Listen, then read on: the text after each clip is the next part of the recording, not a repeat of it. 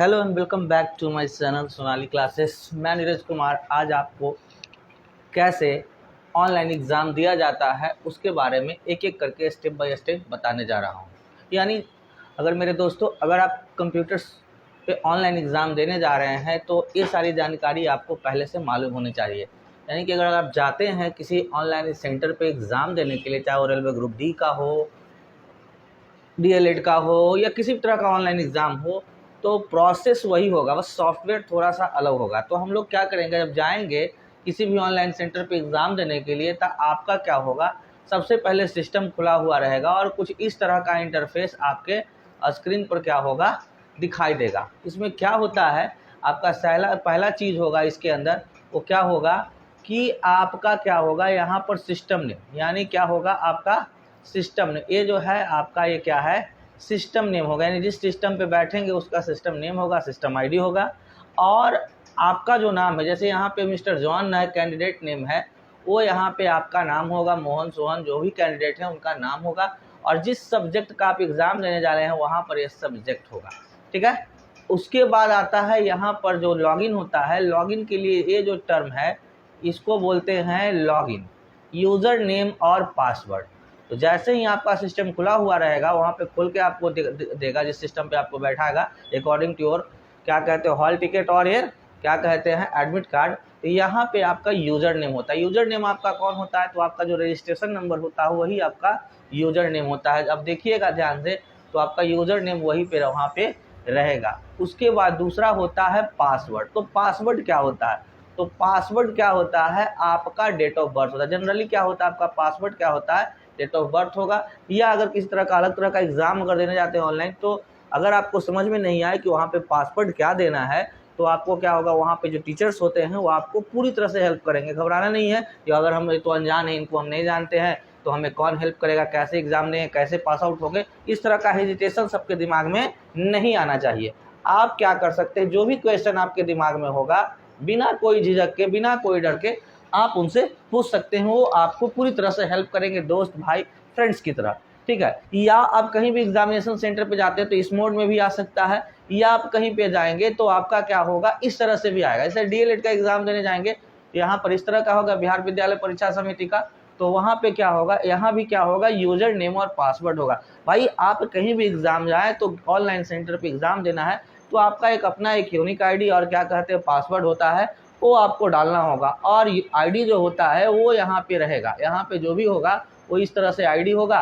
ये आईडी इस तरह से यहाँ पे रहता है, क्या कहते हैं, जो भी हो, मान लेते हैं 2 4 10 5 जो भी हो, इस तरह से आपका रह सकता है। जैसे कि अगर क्या कर सकते हैं, हमने डाल दिया 3 4 5 6 7 8 9 10, ये आपका इस टाइप से रजिस्ट्रेशन नंबर होगा, वही आपका यूज़र नेम होगा। और पासवर्ड क्या होगा, आपका जनरल फॉर्म में क्या होगा, डेट ऑफ बर्थ होगा, जो यहाँ पर आप इंसर्ट करते हैं, क्या करते हैं, इंसर्ट करते हैं। ये जो आपका एरिया होगा, ये क्या होगा, पासवर्ड का एरिया होगा, जो डेट ऑफ बर्थ के रूप में होगा यहाँ पे आएगा। या ये आपका क्या होगा, यूज़र नेम वाला एरिया होगा, ये आपको ध्यान रखना है।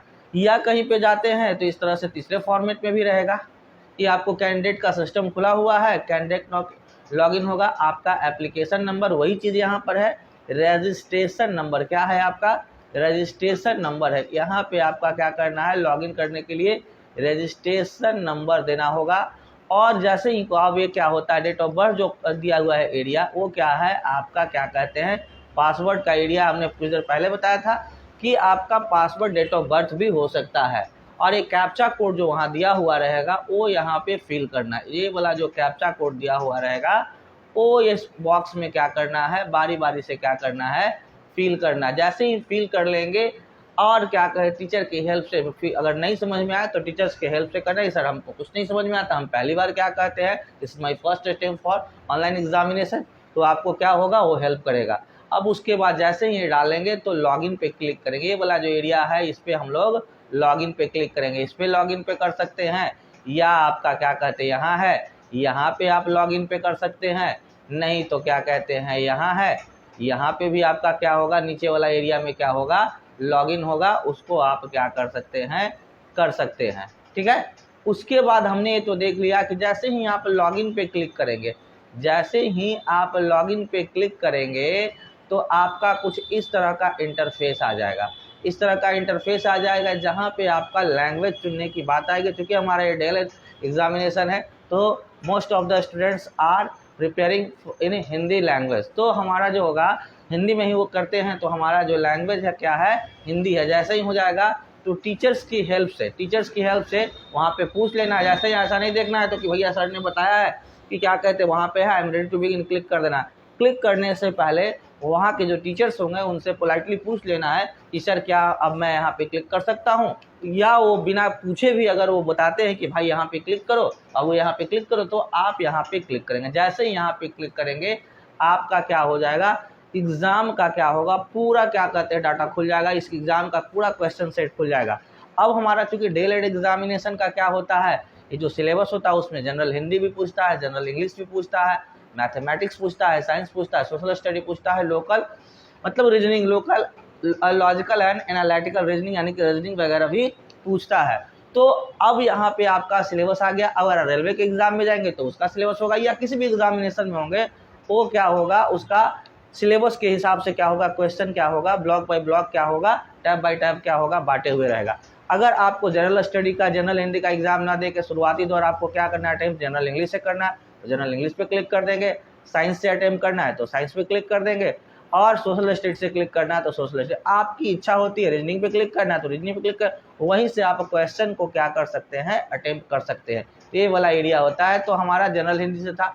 अब यहाँ पे आता इधर वाला जो एरिया दिखाई दे रहा है हमारा, तो माउस पॉइंटर शो कर रहा है, ये हमारा क्या हो रहा है, बता रहा है कि नंबर ऑफ क्वेश्चन कितने हैं। ठीक है, यहाँ से हम लोग देख रहे हैं तो हमारा टोटल क्वेश्चन कितना है, 120। टोटल क्वेश्चन हमारा कितना है, 120 क्वेश्चन है यहाँ पे, है ना।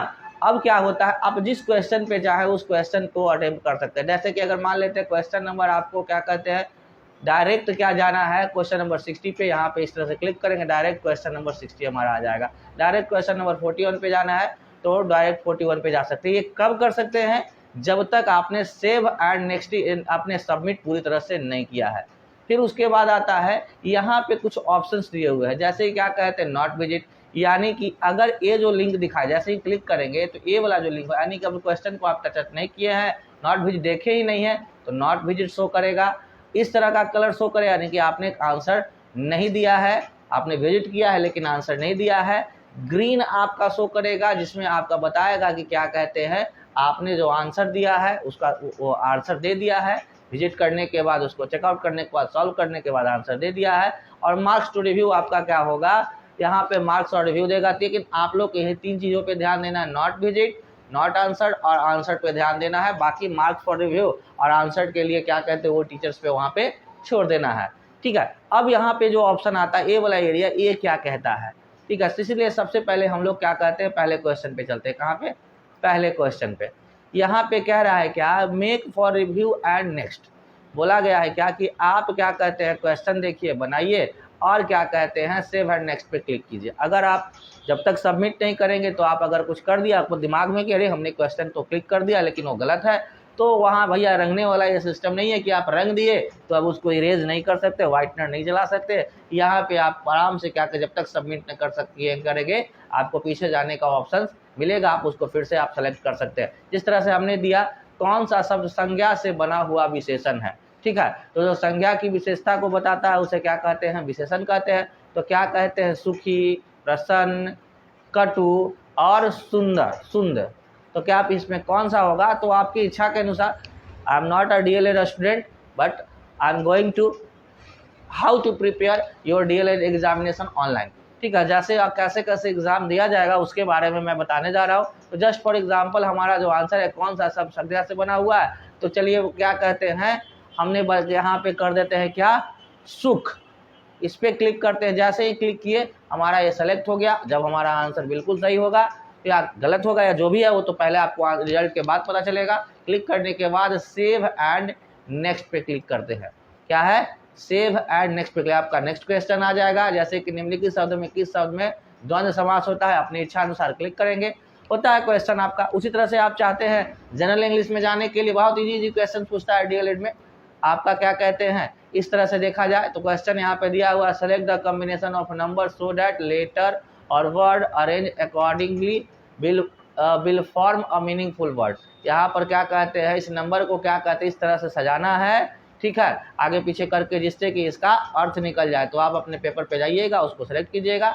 अगर आपको होता है कि आपको क्या कहते हैं नेक्स्ट पे जाना है, तो बस यहाँ पे क्या करना है, सेव एंड नेक्स्ट पे क्लिक कर देना है, नेक्स्ट क्वेश्चन पे चले जाएंगे। इस तरह से आपका अरेंजमेंट नंबर बहुत सारा क्वेश्चन आएगा, क्लिक करेंगे। मैथ्स पे जाना है तो मैथ्स पे भी क्लिक करेंगे, मैथ टैब पे, और यहाँ पे क्वेश्चन होगा। बोल रहा है क्या कि दो संख्या तीसरी संख्या के क्रमशः, अब जैसा देख रहे होंगे क्वेश्चन जैसे ही हम सेलेक्ट करें, यहाँ पर देखिए हमने आंसर दिया है तो ग्रीन दे रहा है, जो आंसर नहीं देंगे वो बाईपास हो जा रहा है। ये सब पे हमने आंसर न देकर डायरेक्ट हमने पास कर दिया है, 26-27 पे आ गए तो यहाँ पे क्या होगा उस तरह से आ रहा है। तो क्वेश्चन जैसे हमने यहाँ पर इसका आंसर दिया, क्या कहते हैं 12 पे जाके क्लिक किया, ऑप्शन नंबर 3, और सेव एंड नेक्स्ट पे जैसे ही हम क्वेश्चन नंबर 46 को क्लिक करेंगे, सेव एंड नेक्स्ट, तो हमारा 46 देखिएगा कि ग्रीन हो गया होगा, ठीक है। यहाँ पे आते हैं, देख रहे हैं हमारा 46 क्या हो गया, ग्रीन हो गया। उसी तरह से हम लोग साइंस का भी क्वेश्चन को देख सकते हैं क्लिक करके। यहाँ पे जाकर क्वेश्चन कर रहा है भोजन का प्रमुख अंग है, कौन है, स्टार्च है, ग्लूकोज है, कार्बोहाइड्रेट है, सेलुलोज है, कौन सा है वो आप कर सकते हैं। जैसे ही क्लिक करेंगे ग्लूकोज हमने किया, इसका आंसर ग्लूकोज, और सेव एंड नेक्स्ट पे, तो क्वेश्चन हमारा 71 है, 71 क्या हो जाएगा, इस तरह से शो आउट करेगा। 71 हो गया, शो आउट कर रहा है ना, ये वाला जो हमारा, यानी कि हमने इस क्वेश्चन का आंसर भी दिया है। उसी प्रकार से प्रकाश के छोटे कण से मिलकर, प्रकाश के छोटे छोटे कणों से मिलकर जिसे कहते हैं क्या बोलते हैं, तो क्या बोलता है, परमाणु बोलते हैं, न्यूट्रॉन बोलते हैं, प्रोटॉन पॉजिट्रॉन बोलते हैं, फोटोन बोलते हैं। इस तरह से आप फोटोन पे भी क्लिक कर सकते हो, वो आपका आंसर आप पे डिपेंड करता है। इस तरह से हमारा क्या होगा, तो सेव और नेक्स्ट पे क्लिक करें, इस तरह से नेक्स्ट क्वेश्चन आएगा। आप पीछे क्वेश्चन पे भी जाना चाहते हैं तो save and preview, save and preview, पीछे के क्वेश्चन पे आप जा सकते हैं। क्या किए, सेव एंड प्रीव्यू, यानी कि आगे पे जाना है तो सेव एंड नेक्स्ट, अगर पीछे जाना है तो सेव एंड प्रीव्यू। तो इस तरह से लॉजिकल क्वेश्चन, रीजनिंग पे भी जाना है तो आपका क्वेश्चन आएगा, जो आंसर होगा उस पर आप क्लिक करेंगे और आंसर देंगे। हम जिस तरह से आपको डायरेक्ट क्लिक किए जा रहे हैं वैसा आपको नहीं करना है, आपको क्या करना है, आगे पीछे उसको देख के सॉल्यूशन करके समझ के आंसर देना है। अब जैसे ही हमारा क्वेश्चन का सॉल्व किया हुआ हो जाएगा, हम अपने अंतिम क्वेश्चन तक चले जाएंगे।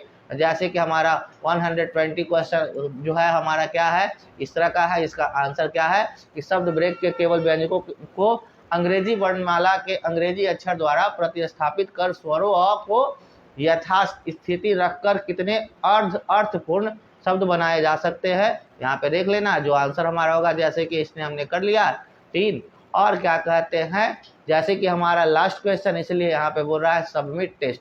तो हमेशा मेरे प्यारे बच्चों, मेरे प्यारे विद्यार्थियों, सबमिट सब टेस्ट को करने से पहले एक बार अगर आपके पास टाइम बच रहा है तो एक बार जरूर क्या करते हैं, टोटल क्वेश्चन को देख लें कि हमने सही किया है कि नहीं, वो सब कुछ सही रहेगा तो, या कोई क्वेश्चन छूट तो नहीं गया है, वो देख लेना है। उसके बाद क्या कहते हैं, जब सब कुछ सही रहेगा तो सबमिट टेस्ट पे जाके क्लिक करेंगे, और यहाँ पे जो ऑप्शन है सबमिट, यहाँ पे सबमिट पे क्लिक करेंगे। और अगर कहीं समझ में नहीं आता है तो फिर से हम बोलेंगे कि कहीं भी समझ में नहीं आए तो वहाँ पे क्या कहते हैं करना, यहाँ पे ओके पे क्लिक करेंगे। बोल रहा है कि आप कंप्लीट करना चाहते हो, ओके पे क्लिक करेंगे। जैसे ही करेंगे हमारा सबमिट हो गया, क्योंकि यहाँ पे आपका सॉल्व कर रहा है कितना आपने अटेम्प्ट किया, कितना आंसर किया। वहाँ पे आपको क्या कहते हैं इस तरह से करेगा। तो कुछ भी समझ में नहीं आए तो मेरे प्यारे विद्यार्थियों, आपको क्या करना है, वहाँ के टीचर से पूछना है, वो बताएंगे। अगर डर लगे तो इस चीज़ को बार बार वीडियोज़ को देखिए, समझिए और एग्ज़ाम में फर्स्ट रैंक लाइए। धन्यवाद।